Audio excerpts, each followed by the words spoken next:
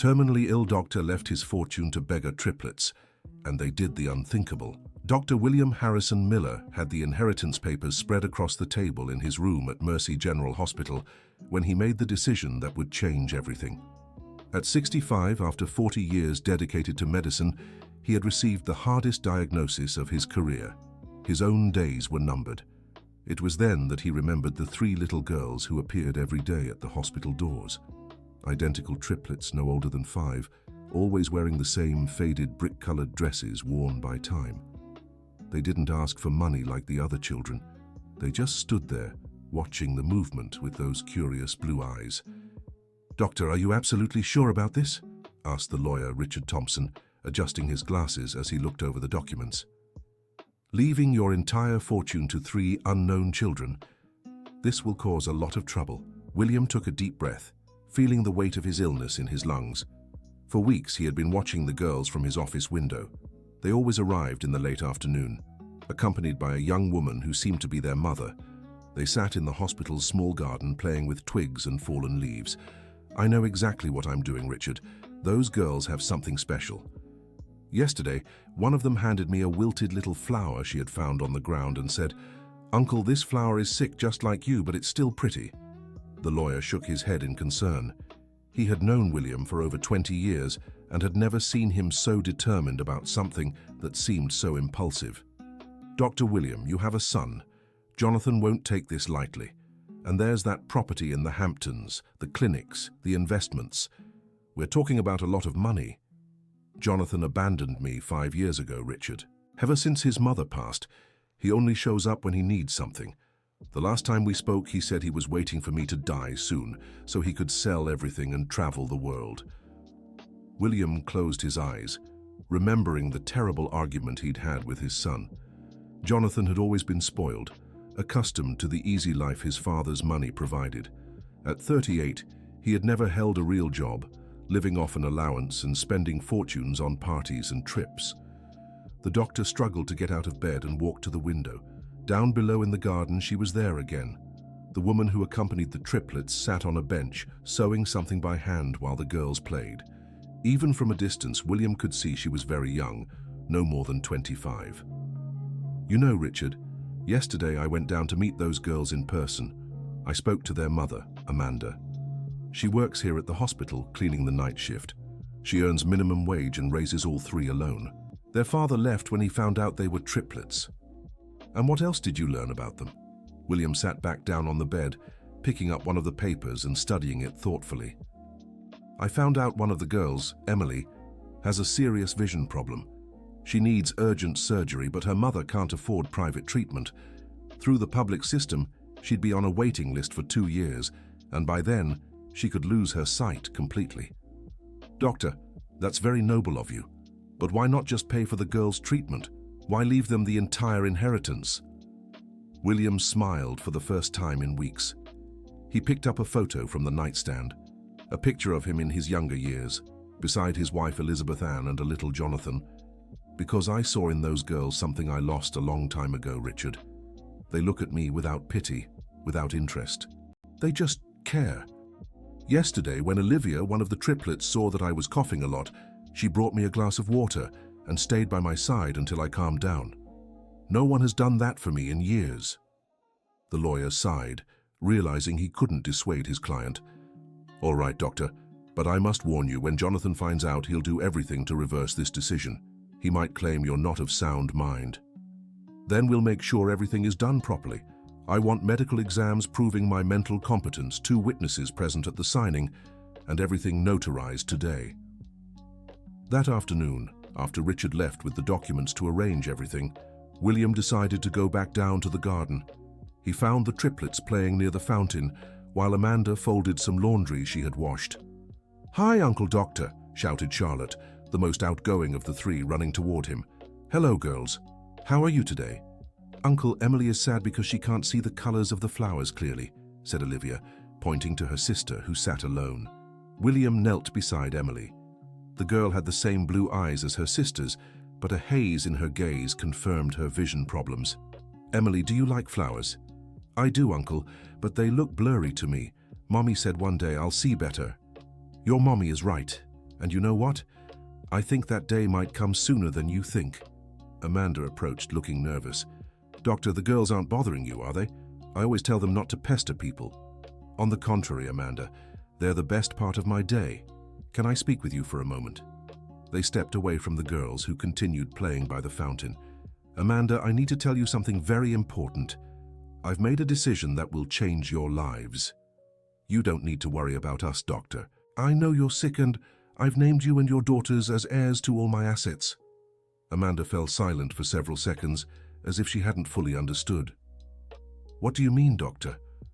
My fortune, my clinics, my home, everything will go to your daughters when I'm gone. But I want you to know you don't have to wait to start using the money for their benefit. I'll transfer an amount today so you can pay for Emily's surgery. Dear listener, if you're enjoying the story, don't forget to like and subscribe to the channel. It helps us a lot as we're just starting out. Now, back to the story. Amanda began to cry, covering her face with her hands. Doctor, this can't be true. Why would you do something like this for us? Because you've reminded me what truly matters in life. I spent 40 years caring for others, but forgot to nurture the relationships that really counted. My son hates me. I have no real friends, and when I die, no one will remember me fondly. But Doctor, we barely know you. And yet your daughters treat me with more love than my own family. Charlotte always greets me with a smile. Olivia worries when she sees me coughing. And Emily, despite her poor eyesight, brought me the most beautiful flower I've ever received. Just then, the three girls came running over. Mommy, why are you crying? Asked Charlotte. It's nothing, sweetheart. These are happy tears. Did Uncle Doctor make you happy? Olivia asked. William knelt in front of the three girls. Girls, I have a very important question for you. If I were your grandpa, what would you like to do with me? We would take care of you when you were sick, Emily answered immediately. And we would play in the garden every day, Charlotte added. And I would draw pictures for you to hang on your bedroom wall, Olivia said. William felt a tightening in his chest. It had been years since he'd experienced such pure emotion. Then starting today, you can call me Grandpa William, all right? Really, Grandpa? The three asked in unison, their eyes shining. Really. And the first thing we'll do together is take care of Emily's eyes so she can see all the colors of the flowers. In the following days, news of William's decision began to spread through the hospital. Reactions were mixed. Some staff praised the doctor's generosity, while others questioned his soundness of mind. Dr. Robert Mitchell, the hospital's clinical director and William's longtime friend, visited him one morning with a concerned expression. William, we need to have a serious talk. I'm being pressured to request a psychiatric evaluation for you. Who's pressuring you? Some board members are worried about the repercussions of this. And also, your son was here yesterday. William sighed, having expected this visit. What did Jonathan say? That you've lost your mind, that you're being manipulated by opportunists, and that he'll take legal action to void any documents you've signed. Robert, how many years have you known me? Over 30. Have I ever struck you as someone who makes impulsive or irrational decisions? Robert shook his head. Never. You've always been the most level-headed of all of us, but I admit this decision surprised me. Then come with me. I want you to meet these girls. The two went down to the garden, where they found the triplets helping Amanda water the plants. When they saw William, all three ran toward him. Grandpa William! They shouted in unison. Girls, this is Dr. Robert, a very special friend of mine. Hi, Uncle Robert, Charlotte greeted. Are you a doctor like Grandpa? Yes, sweetheart.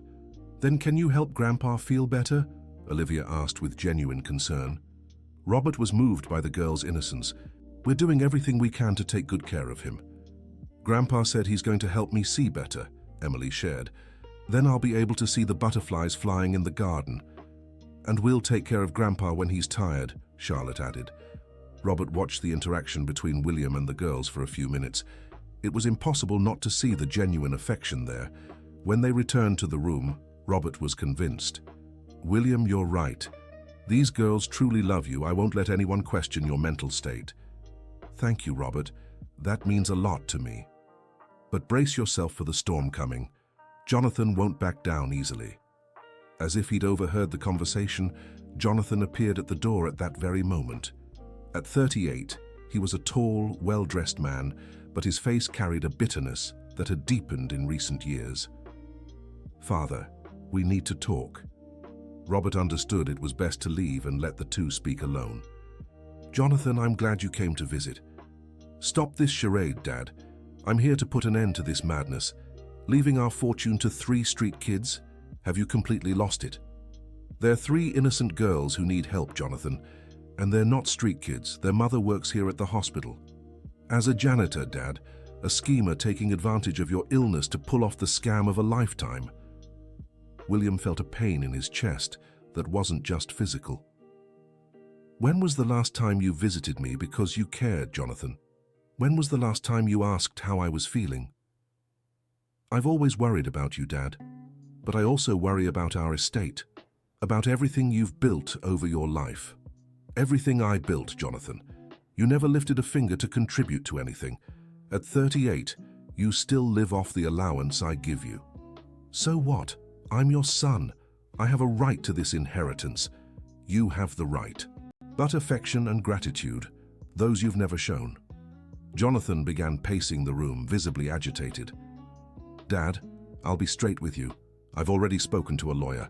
I'll prove in court that you're not in your right mind to make this decision." "You can try, Jonathan. I have all the medical tests proving my full mental capacity." "Then I'll prove these people are manipulating you, deceiving you. No one gives away an entire fortune to strangers out of kindness." At that moment, the 3 girls appeared at the bedroom door. Amanda was right behind them, trying to hold them back. "I'm sorry, Doctor. They slipped away while I was hanging laundry." "Grandpa, we brought you a drawing," said Olivia, running to the bed. "Who's this loud man, Grandpa?" asked Charlotte, eyeing Jonathan curiously. Jonathan looked at the girls with disdain. "This loud man is my son, girls. Jonathan, these are Charlotte, Olivia, and Emily." "Your son?" Emily asked. "But he doesn't seem kind like you, Grandpa." "Why is Uncle mad at you, Grandpa?" Olivia pressed. Jonathan lost his patience. "Listen here, you little brats. This man isn't your grandfather. He's not right in the head, and you're taking advantage of it. But I'm putting an end to this nonsense." The girls froze, startled by his aggression. Emily began to cry. "Why are you being mean to us?" Charlotte asked, hugging her sister. Amanda stepped forward. "Come on, girls, let's go." "No," said William, struggling to rise from the bed. "They've done nothing wrong. Jonathan, get out of my room now." "Dad, Get out!" Jonathan slammed the door on his way out, but shouted back, "This isn't over. I'll prove you're being fooled by these leeches." The girls were visibly shaken. William knelt with difficulty beside them. "I'm sorry for what happened, girls. My son is very upset, and sometimes upset people say things they shouldn't." "Grandpa, is he going to take you away from us?" Olivia asked, still crying. "Never, my dear. You're my family now." Dear listener, if you're enjoying the story, don't forget to like and subscribe. It means so much to us just starting out. Now continuing. In the days that followed, Jonathan launched a full campaign to discredit his father's decision. He hired an estate lawyer and began digging into Amanda's life, searching for anything to use against her. Meanwhile, William was arranging Emily's surgery. The best ophthalmologist in New York City had agreed to perform the procedure, scheduled for the following week. "Grandpa, will it hurt?" Emily asked, sitting on the hospital bed beside William. "No, sweetheart. You'll be asleep, and when you wake up, you'll see everything much clearer." "Will I see real colors?" "You'll see colors you didn't even know existed." Charlotte and Olivia were drawing at the room's small table. They'd become daily visitors, arriving every afternoon after Amanda finished her morning shift at a second job she'd taken. "Grandpa, I drew a picture of our family," Olivia said, holding up her paper. In the drawing, William stood tall and strong, surrounded by the 3 girls and Amanda. Everyone was smiling with flowers scattered all around. "It's beautiful, Olivia. I'll stick it on the wall so I can always look at it." "Why don't you have more children, Grandpa?" asked Charlotte. The question caught William by surprise. He had avoided talking about Jonathan to the girls. "I do have a son, Charlotte, but he's very angry with me right now." Why is he angry? Because I chose you to be my family, and he didn't like that. But if he's your son, he can be our family too, Emily said innocently. It's more complicated than that, my dear. Amanda, who was organizing the girls' things, approached. Doctor, may I speak with you? They stepped away from the children. Doctor, I'm very worried. Yesterday, a man showed up at our door asking questions about me and the girls. He claimed to be a journalist, but I didn't trust him. What did he look like? Tall, well-dressed, kept asking about my family, about the girl's father, about how I met you. I didn't answer anything and closed the door. William sighed. It was exactly what he expected from Jonathan. Amanda, my son is trying to find something to use against us. The next few weeks might be difficult.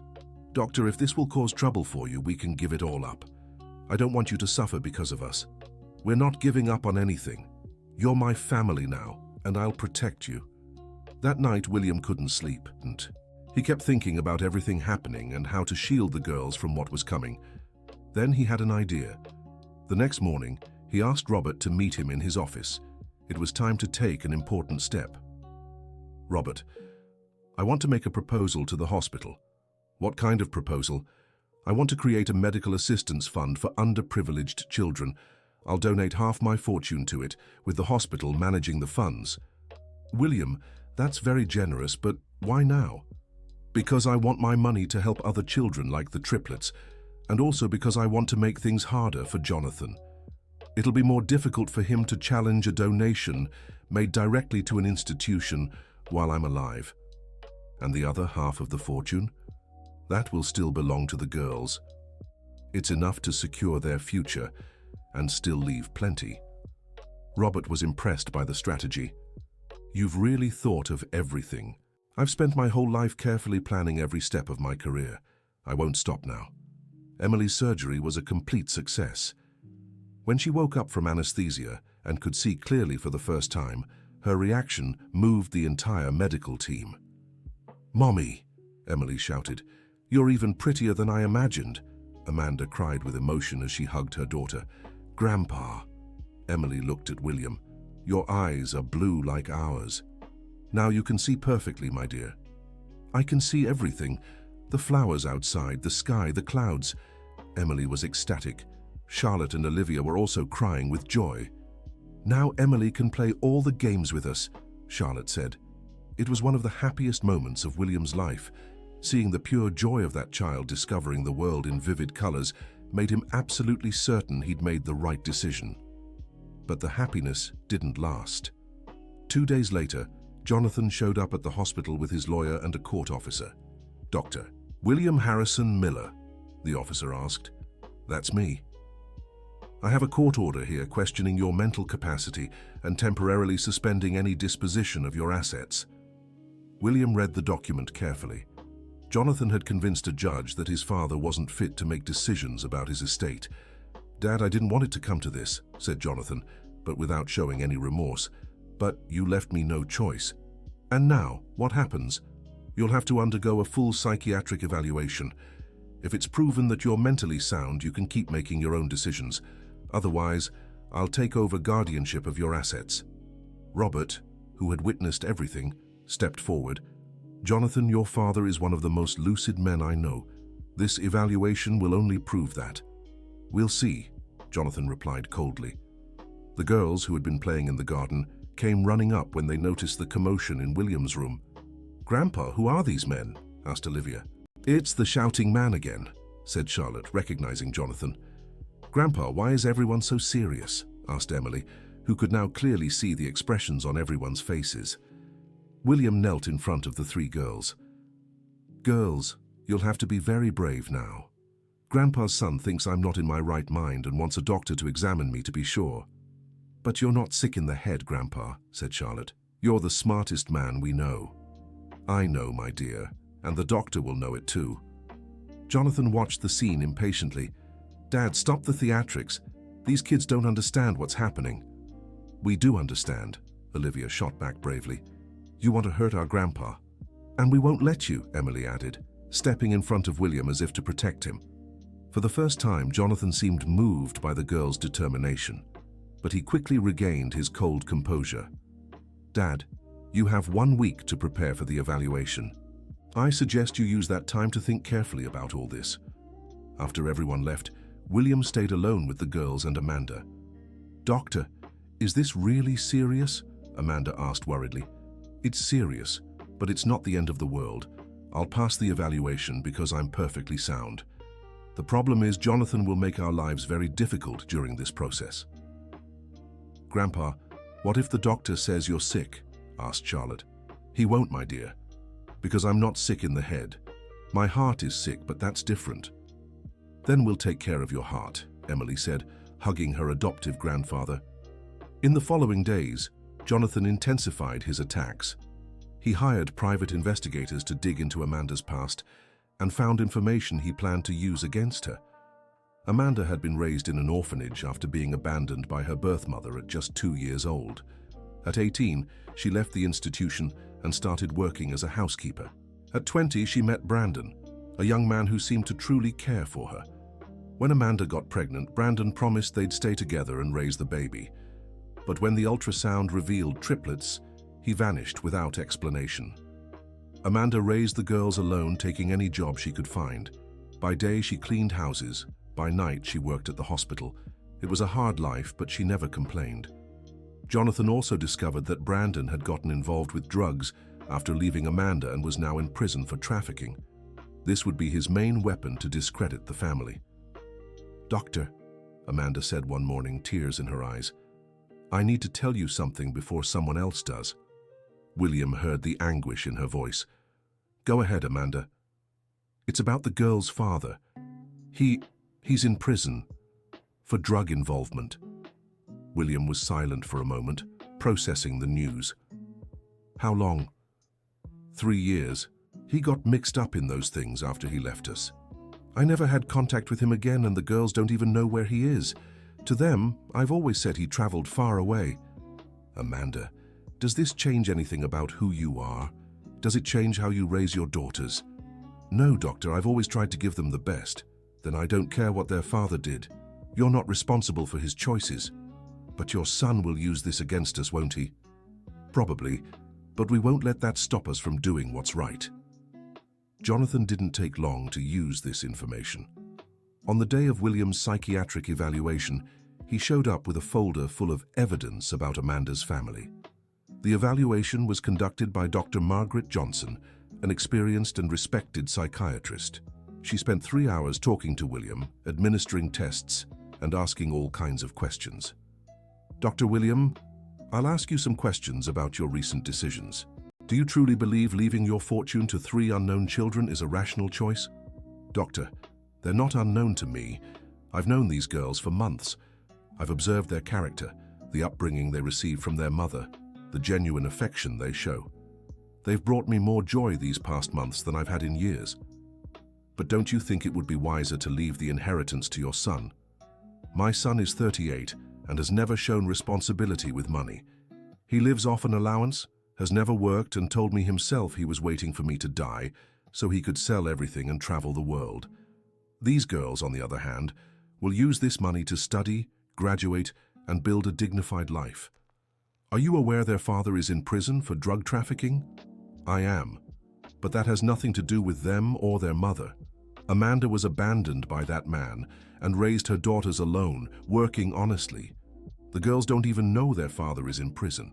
They believe he traveled far away. And that doesn't concern you? It would concern me if their mother were involved, or if the girls showed signs of behavioral issues. But the opposite is true. Amanda is a hard-working, honest woman, and the girls are polite, affectionate, and well cared for." The conversation continued for another hour. Dr. Margaret asked about William's childhood, his medical career, his relationship with his son, his widowhood, and his plans for the future. In the end, she wrote her report. William was in perfect mental condition, demonstrated coherence in his decisions, and had full discernment. Jonathan didn't accept the result and tried to question the psychiatrist's competence, but he couldn't overturn the technical report. "Dad, you're making the biggest mistake of your life," Jonathan said after receiving the evaluation results. "Jonathan, I'll make you an offer. What offer? Stay here with me for a month. Get to know these girls, see how they behave, how they treat me. If after that time you still think I'm wrong, I'll reconsider my decision. Jonathan laughed scornfully. Spend a month watching you play grandpa to 3 brats? No thanks. Then you have no right to judge my decision without knowing all the facts. I know the facts that matter, Dad. These people are opportunists, and you're being naive. That afternoon, the girls came to visit William with special news. Grandpa, we learned a song to sing for you, Charlotte said excitedly. It's a song our school teacher taught us, Olivia explained. Go ahead, William said, settling into bed. The 3 girls stood side by side and began singing Happy Birthday, but with changed lyrics. Happy birthday to you, Grandpa dear. May God bless you and heal you too. William was deeply moved. It wasn't his birthday, but the girls had made up that special version of the song to wish him a speedy recovery. That was the most beautiful thing I've ever heard in my life, he said, his eyes filled with tears. Grandpa, why are you crying? Asked Emily. These are tears of happiness, my dear. You make me so happy. We're happy with you too, Grandpa, said Olivia, climbing onto the bed to hug him. Jonathan, who was passing by the hallway at that moment, watched the scene through the glass door. For a moment, something stirred in his chest. He remembered being a child and singing for his father when he came home tired from work. But he quickly pushed those thoughts away and kept walking, determined to turn things around. Dear listener, if you're enjoying the story, don't forget to like and especially subscribe to the channel. It really helps those of us who are just starting out. Now continuing, in the weeks that followed, an unexpected discovery would completely change the course of the entire story. Nurse Betty, who had worked at the hospital for over 30 years, approached William with a thoughtful expression. Dr. William, may I ask you a personal question? Of course, Nurse Betty. Those 3 girls who are always here, what's their mother's full name? Amanda Miller. Why do you ask? Miller. And she was raised in an orphanage? Yes. But how do you know that? Nurse Betty sat in the chair beside the bed, looking like she was trying to fit together puzzle pieces. Dr. William, many years ago when I worked in maternity, there was a case that stayed with me. A very young girl gave birth to a baby and then disappeared from the hospital, leaving the child behind. William listened closely, sensing something important in her words. Go on, Nurse Betty. The baby was taken to an orphanage, and do you know what name was on her bracelet? Amanda Miller. But it wasn't a family name. It was the name the social worker gave her since she had no last name. Are you suggesting that... I'm suggesting it might not be a coincidence that Amanda showed up here at the hospital. Maybe she was born here. And why does that matter? What matters, Doctor, is that I remember very well who that baby's mother was. She was just 15, terrified, and she had one very distinct feature, light blue eyes, identical to your granddaughter's. William felt his heart race. Nurse Betty, are you implying that... I'm implying this story might have more connections than we realize. That girl who abandoned the baby said something before leaving the hospital that always puzzled me. What did she say? She said, one day her father will understand why I did this. And when I asked who the father was, she answered, a good doctor who works here, but he can never know. William fell silent, processing everything. The pieces were falling into place in a way he had never imagined. Nurse Betty, do you think... Doctor, do you have a photo of yourself from when you were younger? William took out his wallet and showed a picture from when he was around 30. Good heavens, murmured Nurse Betty. The eyes, the shape of the face. Doctor, I think Amanda might be your daughter. The revelation hit like a bolt of lightning. William vaguely remembered a very young intern who had worked at the hospital decades ago, Jessica, a shy and dedicated girl with whom he'd had a brief relationship during a separation from his wife. Jessica had disappeared suddenly, without explanation. At the time, William thought she had changed her mind about a medical career. He never imagined she could have been pregnant. Nurse Betty, I need to be sure about this. Do you remember any details about that girl, the baby's mother? I remember she said her name was Jessica and that she was 15. But doctor, Now that I think about it, I believe she lied about her age. She seemed older. How so? You know how it is, doctor. Pregnant underage girls bring a lot of legal trouble for the hospital. I think she said she was 15 to make things less complicated, but she must have been around 20 at the time. William did the math quickly. If Jessica was 20 about 25 years ago, and Amanda was 25 now, the ages matched perfectly. Nurse Betty, is there any way to confirm this suspicion? Yes, doctor. The hospital's old records are kept in the basement. If Amanda was really born here, there should be a record. That night, William couldn't sleep. The possibility that Amanda might be his daughter, and consequently the triplets his granddaughters, changed everything. The next day, he asked Robert to help him access the hospital's old records. After hours of searching, they found the entry. A baby girl born on March 15th, mother unknown, listed only as Jessica, father unknown, transferred to St. Andrew's Orphanage the same day. William, this is unbelievable, Robert said, looking at the document. If this information is correct, I need to talk to Amanda, but how do I bring up such a delicate subject? With care and gentleness, and perhaps it's best to do a DNA test to be absolutely sure. When Amanda arrived at the hospital that afternoon with the girls, William asked to speak with her privately. Amanda, I need to ask you something very important. Do you know anything about your origins? About your birth mother? No, doctor. I was left at the orphanage as a baby. I never knew anything about my family. And you've never been curious to find out? I've tried a few times, but I never got any information. Why are you asking this? William took a deep breath. Amanda, there's a chance you were born here at this hospital. And if that's true, I might know your mother. Amanda's eyes widened. What do you mean, doctor? An old nurse remembered a case that might be connected to you, a young woman who gave birth here 25 years ago and abandoned the baby. And you think that young woman was my mother? It's possible. Amanda, would you be willing to take a DNA test? A DNA test with who? William hesitated before answering. With me. Amanda fell silent for several seconds, trying to process what she was hearing. Doctor, are you suggesting that you might be my daughter, and the girls might be my biological granddaughters? Tears began streaming down Amanda's face. Is that possible? Based on the age calculations and the information we have, yes, it is. You look a lot like your mother, Jessica, and the girls have physical traits that match my family. My mother's name was Jessica? From what we know, yes. She was a young woman who worked here as an intern. We had a brief relationship, and then she disappeared without explanation. And if the test is positive, if it's positive, it will mean you are truly my family. Not just by choice, but by blood too. Amanda cried even harder. Doctor, is that why I always felt drawn to this hospital? Is that why I got a job here so easily? It could be, my dear, it could be. The DNA test was done the next day.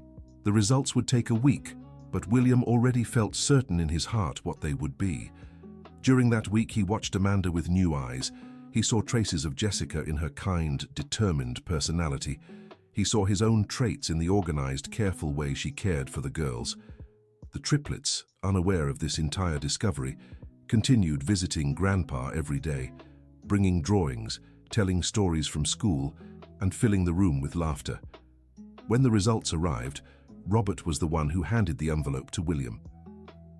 Do you want me to read it first? His friend offered. No, I want to read it together with Amanda. Amanda arrived at the hospital that afternoon, visibly nervous. The girls noticed something was different. Mommy, why are you worried? Asked Charlotte. It's nothing, sweetheart. Go play in the garden, and I'll join you soon. When they were alone, William showed the envelope to Amanda. Shall we find out the truth together? Amanda nodded, her hands trembling. William opened the envelope and read the result aloud. Paternity test. 99.99% compatibility. William Harrison Miller is the biological father of Amanda Miller. Amanda broke into tears. Dad, she said for the first time. William stepped closer and hugged her. My daughter, my dear daughter. They held each other for long minutes, crying with emotion as they processed the discovery. Dad, I always felt there was something special about you. From the very first day I started working here, I felt strangely comfortable in your presence, and I always thought you were special, Amanda. Now I understand why. What do we do now? First, we'll tell my granddaughters that they really are my granddaughters, and then we'll face whatever comes next together. When the girls were called back into the room, William had them sit on the bed beside him. Girls, I have very important news for you. What news, Grandpa? Asked Olivia. Do you remember when I said you were like my granddaughters in my heart? We remember, the three replied in unison. Well, we found out you're not just granddaughters in my heart. You really are my granddaughters. What do you mean, Grandpa? Asked Emily, confused. Your mom is truly my daughter. She's my family, and so are you. The girls looked at Amanda, then at William, trying to understand. So you're really our grandpa? Asked Charlotte. I am, my dear. I'm your grandfather by blood, and Mommy is your daughter. Yes, she is. Olivia began crying with joy. So we're a real family. We're a real family. The three girls jumped on the bed and hugged William at the same time. Grandpa, our real grandpa, they cheered in delight. It was a moment of pure happiness for everyone. But that happiness would soon be tested. Jonathan appeared at the hospital the next day, bringing new legal documents. But when he learned about the DNA test results, he was in shock. This is impossible, he said, reading the report. You're making this up to justify your irrational decisions. Jonathan, the test was done in a reputable lab with all possible technical safeguards. But this means they're your nieces. And Amanda is your half-sister. Jonathan fell silent for long minutes, processing the information. Even if this is true, Dad, it doesn't change the fact that you made those decisions without knowing about the family ties. When you decided to leave the inheritance to them, they were strangers to you. That's true, but now that we know the truth, it makes even more sense. Dad, do you realize this makes things even more complicated for me? Now it's not just about money, it's about family. For the first time, William saw a crack in his son's cold armor. Jonathan, you can get to know your nieces. You can be part of their lives. Will they accept me after everything that's happened? Children forgive easily, Jonathan. The question is, are you willing to change? Jonathan didn't answer immediately. He left the room, saying he needed to think. In the following days, William took the opportunity to learn more about Amanda's story. She told him about her difficult life at the orphanage, how she always missed having a family, the joy of discovering she was pregnant with triplets, and the despair when Brandon abandoned them. Dad, when Brandon found out we were having 3 girls, he said he couldn't raise 3 children. He disappeared from my life overnight. And you never heard from him again? I heard he got involved with drugs and was arrested. But for the girls, I always told them he went away for work. You did the right thing, my dear. There was no need to tell them the truth at this age. Dad, can I ask you something about my mother? You can ask me anything. Why did she never tell you she was pregnant? William sighed, remembering that time. Jessica was very young and very scared. I was going through a rough patch in my marriage, and we had gotten involved during a temporary separation. When my wife and I worked things out and reconciled, Jessica must have thought there was no place for her in my life. And was there? There should have been. If I had known she was pregnant, I would have taken responsibility and cared for both of you. Do you think she did the right thing by leaving me at the orphanage? I think she did what she thought was best at the time. Jessica was young and alone. Maybe she believed you'd have a better life being adopted by a stable family. But I was never adopted, Dad. I grew up in the orphanage until I was 18. And yet you became a wonderful woman and an exemplary mother. That says a lot about your strength of character. Amanda smiled through her tears. Dad, can I ask you for something? Anything, my dear. Could you tell me stories about my mother? What she was like, what she loved to do? Of course. Jessica was a very sweet and dedicated girl. She dreamed of becoming a nurse and helping people. She had a contagious smile and was loved by everyone at the hospital. Did she look like me? Very much. You have the same smile, the same kindness in your eyes. As father and daughter talked, The girls played in the garden, unaware of the complexities of the adult world. All they knew was that they now had a real grandfather, and that made them immensely happy. Emily, who could now see perfectly, had become the leader of their games. Charlotte remained the most outgoing, always making everyone laugh. Olivia was the most caring, always concerned about others' well-being. "Grandpa," Olivia said one afternoon, "why doesn't Uncle Jonathan like us?" The question caught William off guard. He didn't realize the girls still thought about that. "Jonathan doesn't really know you, Olivia. Sometimes people are afraid of what they don't understand. But we can make him like us," Charlotte said confidently. "How would you do that?" "The same way we made you like us," Emily replied. "By being affectionate and taking care of him when he's sad." The girl's childlike wisdom moved William. He decided it was time to try to bridge the gap with Jonathan. He called his son and asked him to come to the hospital for an important talk. "Jonathan, I want to propose something to you." "What is it, Dad?" "I want you to really meet your nieces, not as opponents in a legal dispute, but as children who are part of our family." "Dad, I don't know if..." "Jonathan, you're my only son. I love you, despite all our differences. And now we've discovered our family is bigger than we thought. We can build something beautiful together." Jonathan was silent for a moment. "What if I can't bring myself to like them?" "Then at least you'll have tried. But I'm sure if you give them a chance, they'll win your heart just like they won mine." "What do you want me to do?" "Come have dinner with us tomorrow, right here at the hospital. We'll ask the kitchen to prepare something special, and you can meet your nieces in a calm setting." Jonathan agreed but was visibly nervous. The next day, the hospital kitchen prepared a special dinner in William's room. Amanda had brought the girls dressed in their best clothes, the same brick-colored dresses but clean and neatly pressed. When Jonathan arrived, the girls were shy. They remembered him as the shouting man who had been rude to them. "Girls," said William, "this is Jonathan, my son. He's your mother's brother, which means he's your uncle." "Uncle Jonathan?"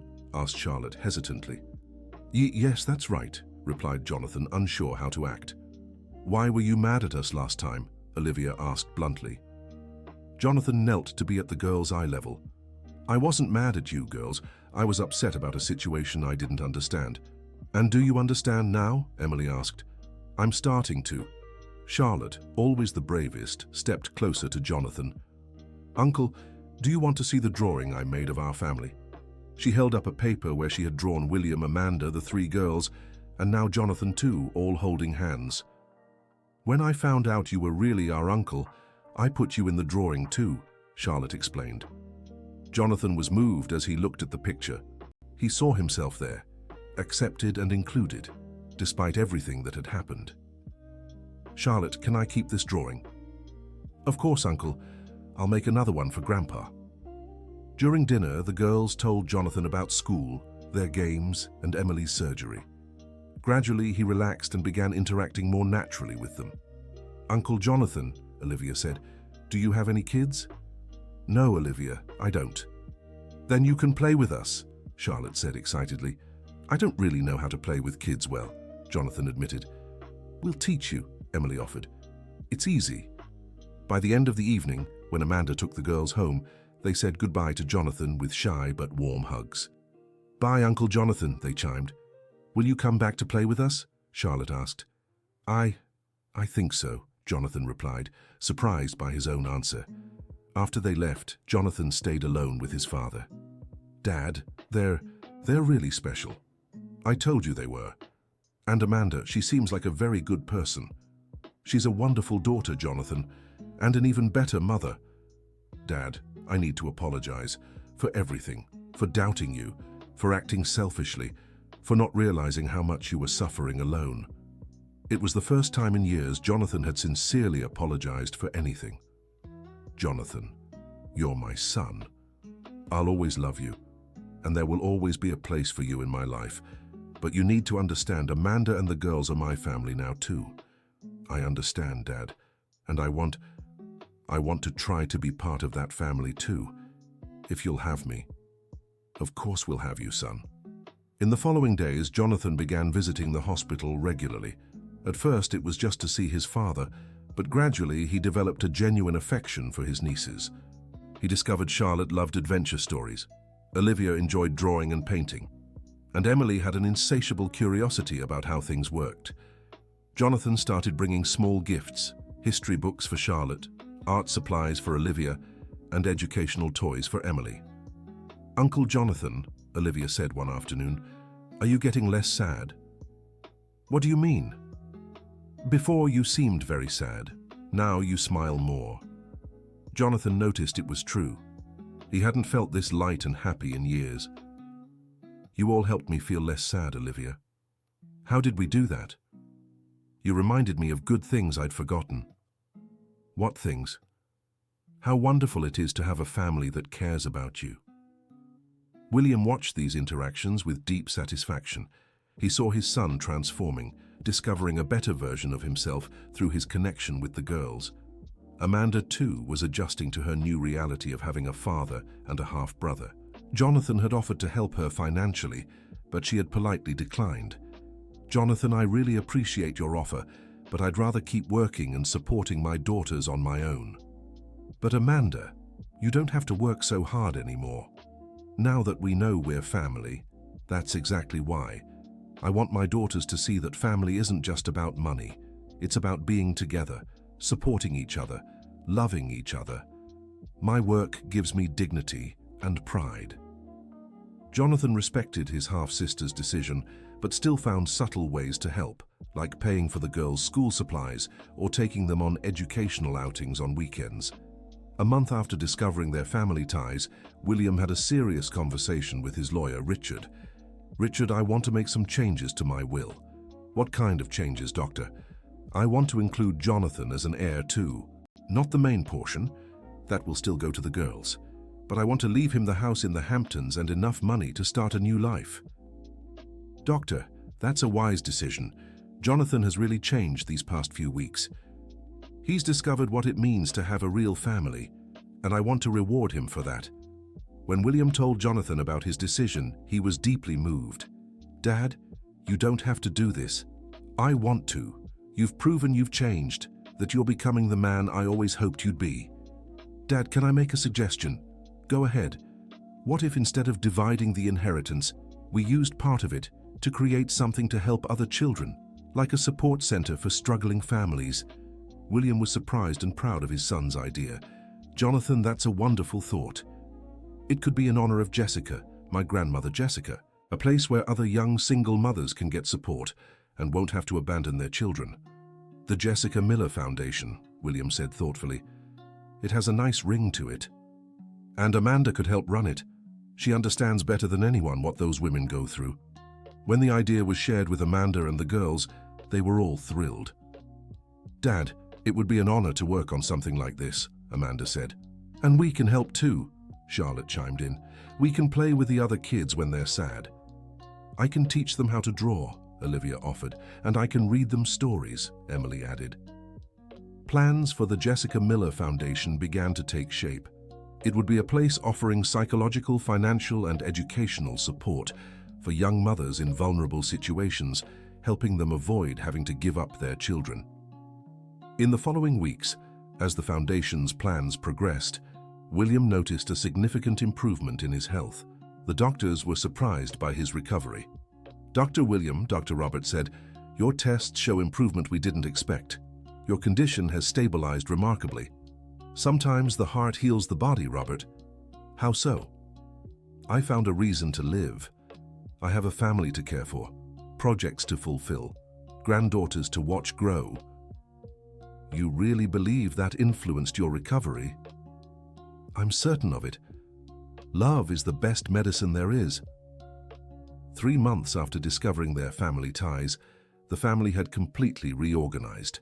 Jonathan had rented an apartment near the hospital to stay close to everyone. Amanda had reduced her workload to dedicate more time to planning the foundation. The girls were attending a better school and thriving wonderfully. Emily, with her vision fully restored, had discovered a passion for reading. Charlotte was taking acting classes and dreamed of becoming an actress. Olivia was developing an impressive talent for drawing. "Grandpa," Olivia said one afternoon, showing him a new drawing, I made this to hang on the wall of the foundation." The drawing showed several families holding hands, all different but all happy. "It's beautiful, Olivia, and it perfectly represents what we want to do, bring families together. Grandpa, when the foundation is finished, will lots of kids have families like ours?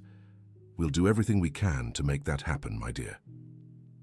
The Jessica Miller Foundation was inaugurated 6 months later in a beautiful building near the hospital. The opening ceremony brought together the entire family. William, finally recovered and radiant with happiness. Amanda, proud to see her dream come true. Jonathan, transformed into a responsible and loving man. And the 3 girls, excited about the prospect of helping other children. During the ceremony, William gave an emotional speech. "This foundation represents so much more than a social project. It's proof that it's never too late to start over, never too late to discover love, and never too late to form a true family."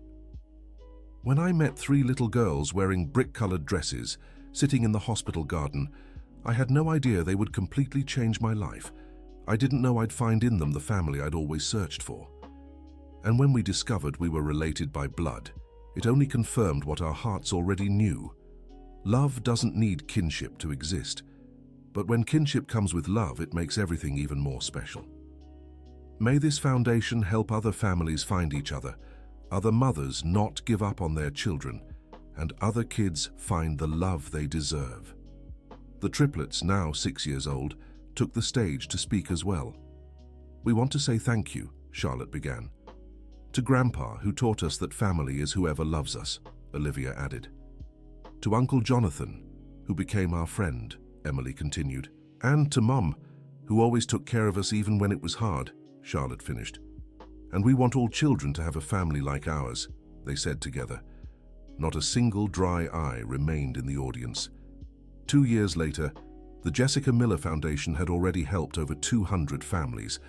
Amanda had earned a degree in social work through a program funded by the foundation and became its director.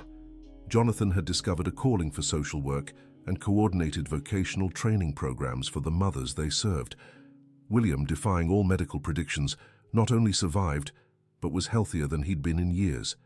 He continued working as the foundation's medical consultant and loved telling stories to the children they helped. The triplets, now 8 years old, were known as the foundation's ambassador girls. They helped welcome new families, played with the other children, and always brought joy to the environment. "Grandpa," Charlotte said one afternoon while helping organize donated toys, "do you remember when we were little and used to sit in the hospital garden?" "Of course I do, my dear. Back then, we didn't know we were really your family, did we?" "We didn't. But you still liked us anyway. I liked you from the very first moment. And now that we know we're blood family, has anything changed?" William thought about the question for a moment. "You know nothing has changed, girls. I already loved you before I knew we were related. What changed is that now I have a complete history of our family." "What do you mean, Grandpa?" asked Olivia. "Before I knew I loved you, but I didn't know why that love had come so naturally. Now I know it's because blood recognizes blood, and the heart recognizes the heart." "And does Uncle Jonathan also belong to our heart family?" asked Emily. "Of course he does. Jonathan learned with us that family isn't just about sharing the same blood, but about choosing to be together and love each other every day." That evening, when the family gathered for dinner in the apartment William had bought so they could all stay close, he looked around the table and saw his greatest dream fulfilled. Amanda was radiant, thriving both professionally and personally. Jonathan had transformed into a man of character, dedicated to family and social work. The 3 girls were growing up surrounded by love, education, and opportunities. "Family," said William, raising his glass of juice.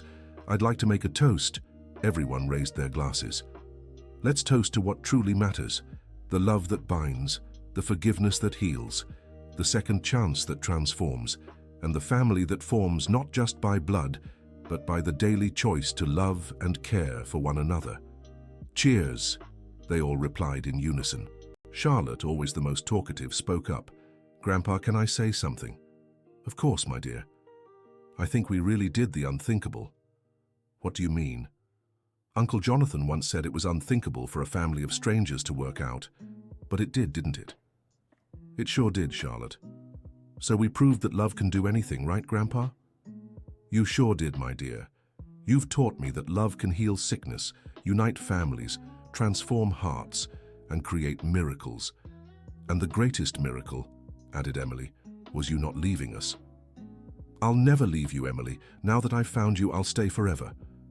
Really forever? Asked Olivia. Forever, and when I'm very old. Will you take care of me? We will, the three replied in unison, jumping from their chairs to hug their grandfather. William looked at that scene and knew he had made the best decision of his life. Giving his inheritance to three little unknown girls had been the first step on a journey that led him to discover the true meaning of the word family.